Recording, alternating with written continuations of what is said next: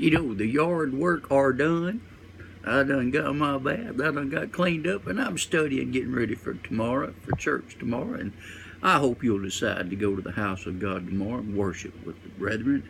I was just looking at something, and I thought, I've preached out of the book of Job so many times over the years, and especially these first couple of chapters, but I looked at something and it just struck me funny, and I find it humorous. God has a sense of humor, and some things he points out I think we can really take some pleasure in. But I was looking at something, and it reminded me here in the book of Job, be careful how you treat a child of God when they're suffering.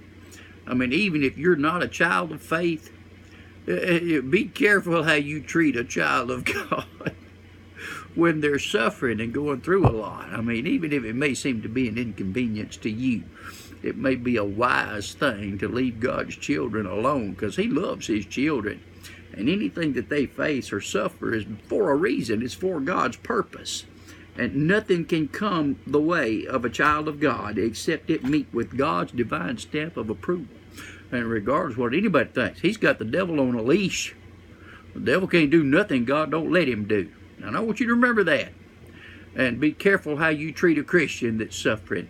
And I want to show you a good example of that in the wife of the man Job. When he's suffering, he's lost all this. I know she's suffering too.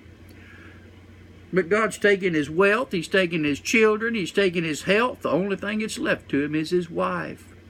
If you remember, he told the devil, don't touch his, don't take his life. You could take anything he's got, but don't take his life. Well, if you recall, when a man and woman become man and wife, then they become one.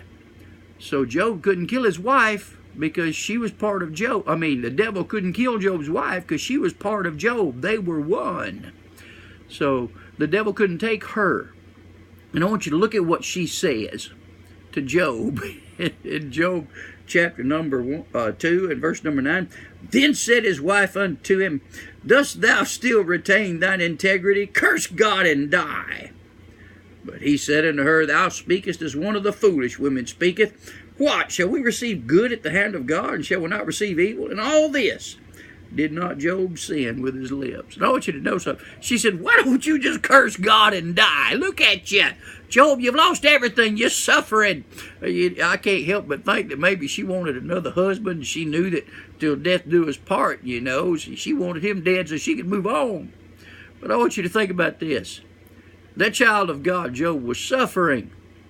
And his helpmeet wound up being a great discouragement to him here. And he had to try to encourage himself in the Lord by rebuking her sinfulness and saying what she did. And I want you to think about this. In the last part of the book of Job, God sure did bless her for being so good to Job, because she was given the glorious opportunity of having 10 more kids. Isn't that a beautiful thought? Why don't you just curse God and die? And God let her go through childbirth 10 more times. Hallelujah! I'm going to tell you something. God's got a sense of humor. And sometimes, even if you're not a child of God, anyway, I want you to think about that. Have a good night. God bless you. I hope you go to church tomorrow. Amen.